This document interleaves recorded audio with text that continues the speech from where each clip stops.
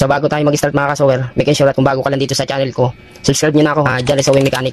Yun nga, nagtuturo tayo ng mga iba't ibang klase ng paggawa ng makina na pwede nyo matutunan, lalong-lalo na yung mga beginners dyan. So like and share nito mga kasower, nang makarating si kapwa natin mananahay dyan, may ganito silang magkaroon sila ng idea. Tara, start tayo.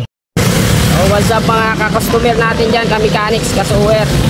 So dahil bagyo ngayon, may konting tips na ako. May konting tips na ako sa inyo dahil alam kong dahil bahain ngayon, siguro maraming binaha na mga motor dyan, o kaya sewing machine nyo. Tingin ko marami. Kaya may konting payo lang si kasower nyo dyan, walang iba kundi yung on-call sewing mechanic nyo, si Jerry Kasower. Ako yun. So ganito lang gawin nyo kung sakaling naabot ng baha yung motor nyo.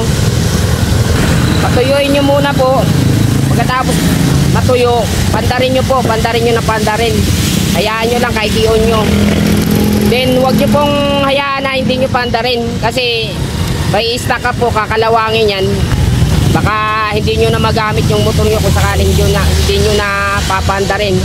Ang kailangan nyo lang po talaga kung sakaling mahunaw itong baha na to, patuyuin nyo po, patuyuin nyo siya. Then pandarin nyo na pandarin, iyon nyo lang, hayaan nyo lang po. Huwag nyo pandarin na basa, kailangan tuyo po. Kailangan antimano itong abutin man kayo ng isang linggo. Importante, pandarin nyo po, pandarin nyo yung motor. Huwag nyo hayaang abutin pa kayo ng 2 linggo bago nyo pandarin. Pandarin nyo po kasi talagang masisira yan kung di nyo papandarin. Mag-i-stack up yun, kakalawangin po yan. So muli, tayong namamalasakit lang sa mga ka-customer natin dyan, kasower natin dyan, lalo na yung mga makina kayo dyan. Muli, on-call sewing mechanic nyo, Jerry Sewing Mechanic. Kaya paki-like and share nitong mga video natin, paki-follow na rin ako. Tayo lang yung mechanic kung may malasakit, legit on-call sewing mechanic na may malasakit sa kapwa natin. So mag-ingat po sana tayo itong bagyong Karina na to, mag-ingat po sana lahat.